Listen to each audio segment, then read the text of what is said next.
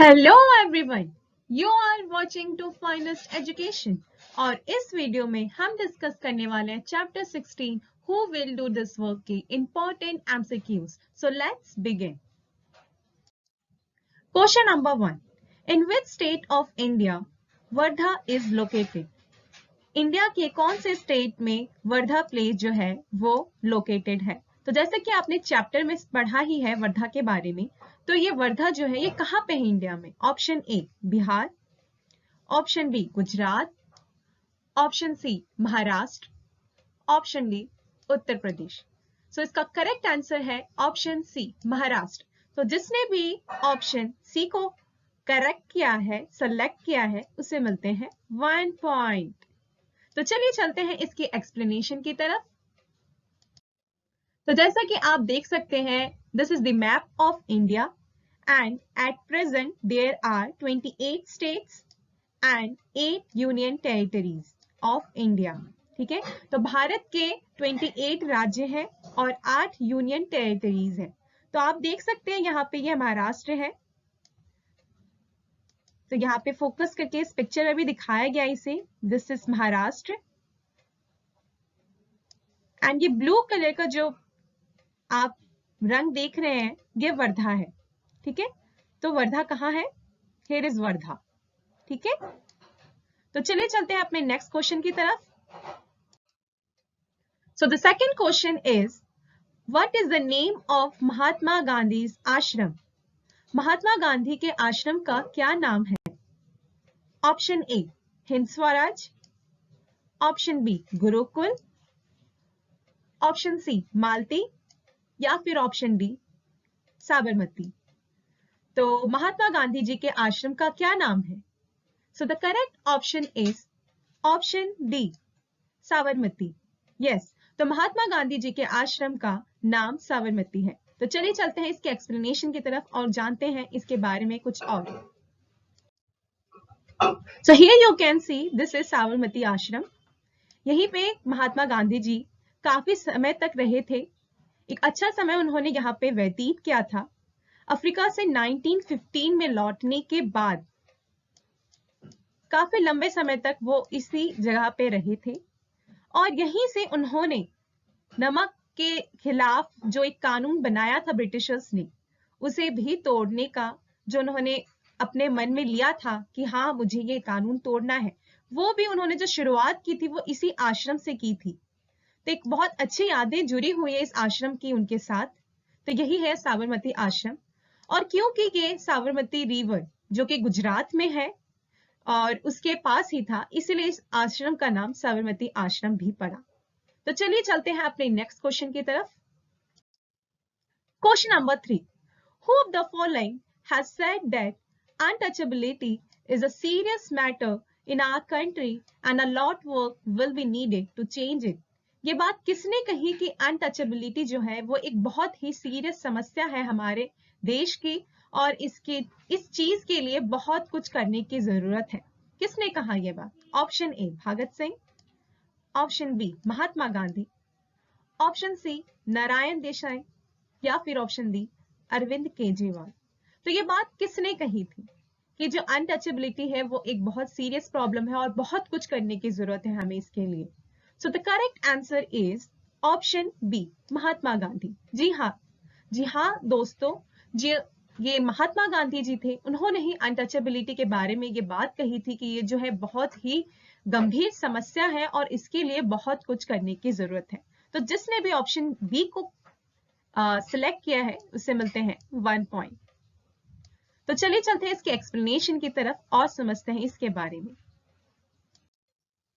तो जैसा कि हमने ये समझ लिया कि जो अनटचेबिलिटी है वो एक गंभीर समस्या है, लेकिन क्वेश्चन ये है कि अनटचेबिलिटी है क्या? तो अनटचेबिलिटी बेसिकली एक सेक्शन ऑफ सोसाइटी है जो कि एक ऐसी एक्टिविटीज में इन्वॉल्व है जिसे पोल्यूटिंग एक्टिविटीज बोलते हैं। मतलब कि सोसाइटी में उसे नीच काम माना जाता है। फॉर एग्जाम्पल वॉशरमैन, कोई भी वॉशरमैन नहीं बनना चाहते, कोई भी नहीं चाहते कि वो कपड़े धोने का काम करे।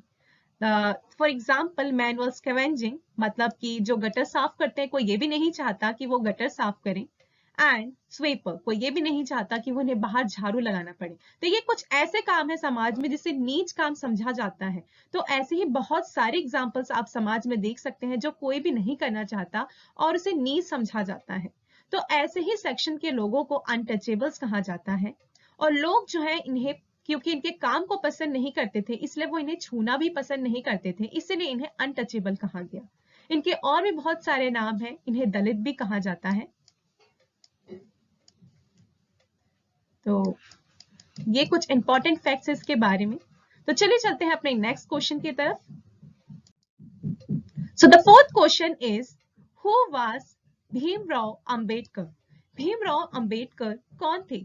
Option A, an actor, option B, a leader, option C, a doctor, option D, a milkman. तो भीमराव अंबेडकर कौन थे? क्या वो एक एक्टर थे? क्या वो एक लीडर थे? क्या वो डॉक्टर थे? या फिर वो एक मिल्कमैन थे? So the correct answer is option B, a leader. Yes, Bhimrao Ambedkar एक लीडर थे और एक बहुत ही बेहतरीन लीडर थे जिन्होंने हमारे देश के लिए बहुत ही इंपॉर्टेंट काम किए हैं। तो चलिए चलते हैं अपनी नेक्स्ट स्लाइड पे और समझते हैं कि भीमराव अंबेडकर कौन थे। So here you can see the image of Bhimrao Ambedkar. Bhimrao Ambedkar Mahar family को बिलोंग करते थे। He was from Maharashtra, Maharashtra के थे और एक दलित फैमिली को बिलोंग करते थे। और क्योंकि वो एक लोअर कास्ट को बिलोंग करते थे, इसलिए उन्हें ये पता था कि देश में किस तरीके से जो समाज है वो लोअर कास्ट के लोगों के साथ व्यवहार करता है, जो कि उन्हें बिल्कुल भी नहीं अच्छा लगता था। और इसीलिए उन्होंने उनकी इक्वालिटी के लिए बहुत सारी लड़ाइयां लड़ी और उनके लिए बहुत सारे कानून भी लेकर आए। तो वो एक लीडर थे, साथ ही एक बहुत ही बेहतरीन लॉयर भी थे। तो यही कुछ इंपॉर्टेंट फैक्ट्स हैं जो बी.आर. अम्बेडकर के बारे में हमें जानने को मिलता है। तो चलिए चलते हैं अपने नेक्स्ट स्लाइड में और समझते हैं next question. So the fifth question is, who of the following is called as father of constitution? तो इनमें से किन्हें फादर ऑफ कॉन्स्टिट्यूशन कहा जाता है? Option A, Mahatma Gandhi, option B, B R. Ambedkar, option C, Jawaharlal Nehru, या फिर ऑप्शन डी, वल्लभ भाई पटेल। तो इनमें से किसे फादर ऑफ कॉन्स्टिट्यूशन कहा जाता है? So the correct answer is option B, B R. Ambedkar. जी हाँ, अभी ही फिलहाल आप लोगों ने भीमराव अंबेडकर के बारे में जाना। भीमराव अंबेडकर ही बी.आर. अम्बेडकर हैं। इन्हें फादर ऑफ कॉन्स्टिट्यूशन भी कहा जाता है। तो चलिए चलते हैं इसकी एक्सप्लेनेशन की तरफ और जानते हैं बी.आर. अम्बेडकर को फादर ऑफ कॉन्स्टिट्यूशन क्यों कहा जाता है। तो यहाँ पे आप देख सकते हैं बी.आर. अम्बेडकर को और दूसरी तरफ आप देख सकते हैं द कॉन्स्टिट्यूशन ऑफ इंडिया। अब आप इस इमेज को देख के सोच रहे होंगे ये कॉन्स्टिट्यूशन ऑफ इंडिया क्या है। तो मैं आपको बताती हूँ ये क्या है। जैसे कि स्कूल्स में आप सभी लोग जब जाते हैं तो कुछ नियम होते हैं, कुछ कानून होते हैं जो आप सभी बच्चों को फॉलो करने होते हैं या नहीं होते। जैसे कि आपको टाइम पे स्कूल पहुंचना है, आपको ज्यादा शोर नहीं करना है, एक डिसिप्लिन को मेंटेन करना है। ये सारे एक रूल्स होते हैं जो आप सभी लोगों को मानने होते हैं स्कूल में। इसी तरीके से घर में भी जब आप रहते हैं तो कुछ कानून होते हैं जो आपके मम्मी पापा ने आपके लिए बनाए होते हैं, जो आपको फॉलो करने होते हैं। ठीक उसी तरीके से एक देश को चलाने के लिए भी हमें कानून चाहिए होता है जो हम सभी को मानना पड़ता है। और ये सारे कानून इसी किताब में लिखे हुए हैं।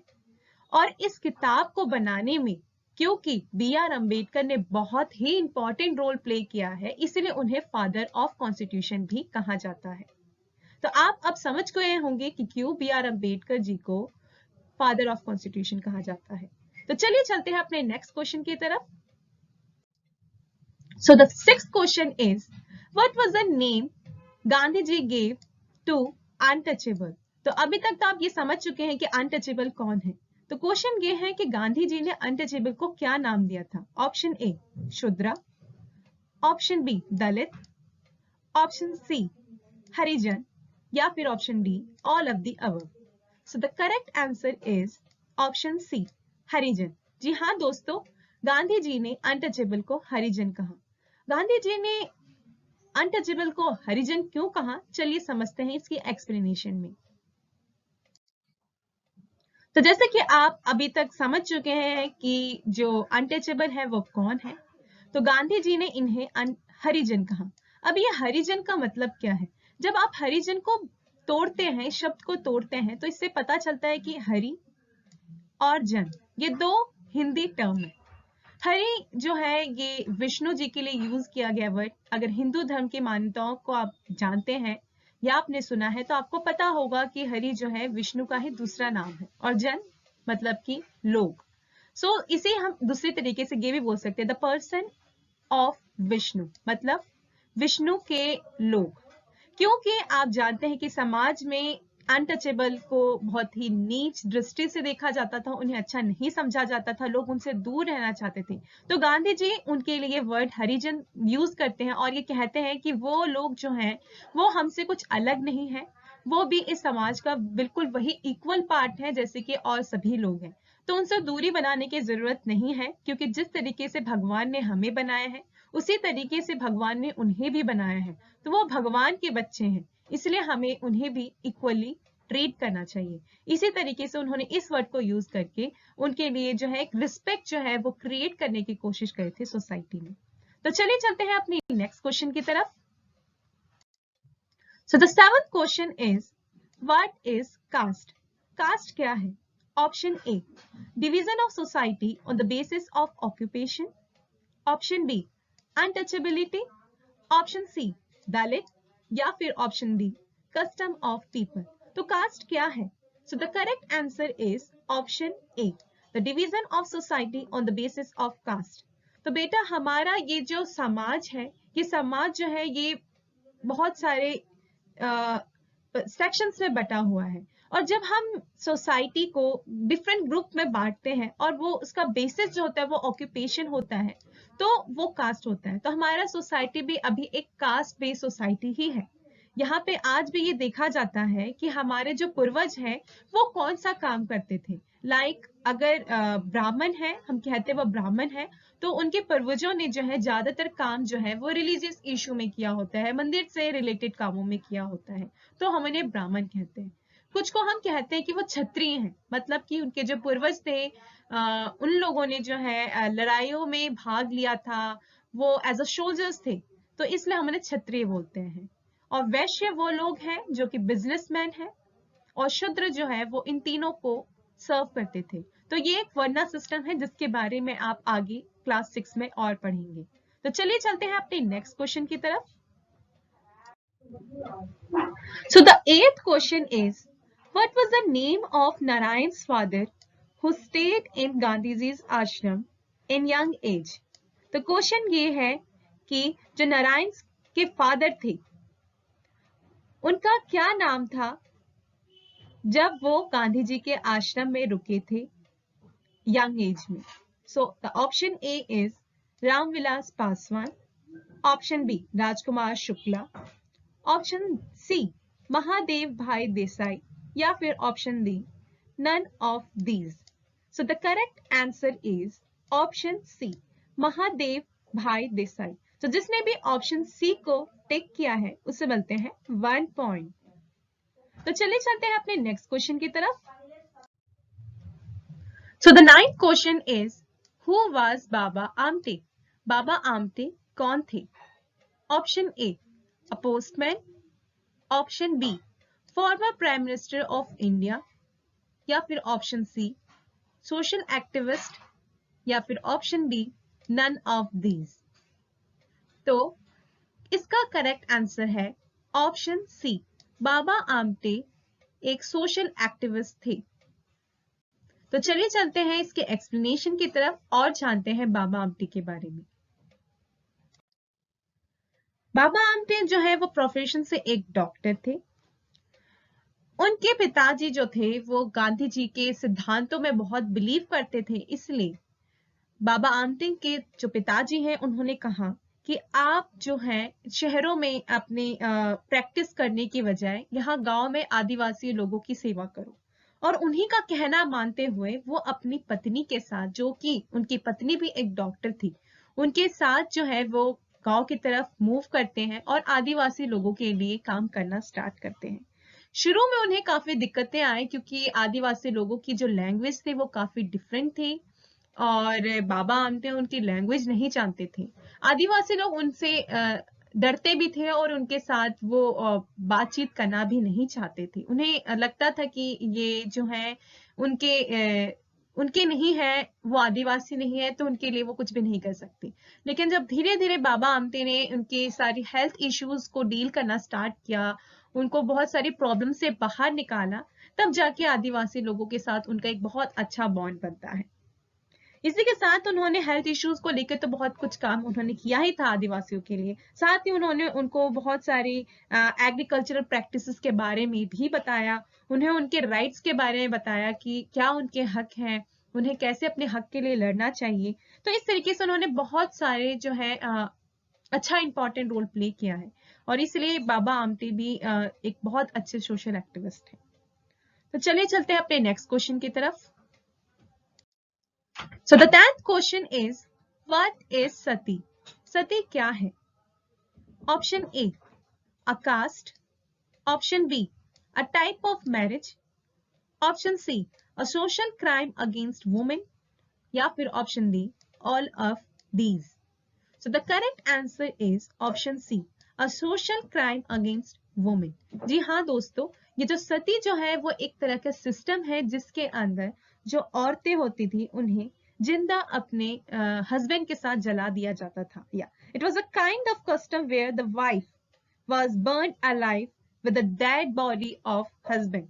तो सोच के देखिए कि किसी को जिंदा जला देना ये कितना दर्दनाक होता है, और इस सिस्टम में बिल्कुल ऐसा ही होता था और इसीलिए इस सिस्टम को बहुत ही जल्दी एबॉलिश भी किया गया।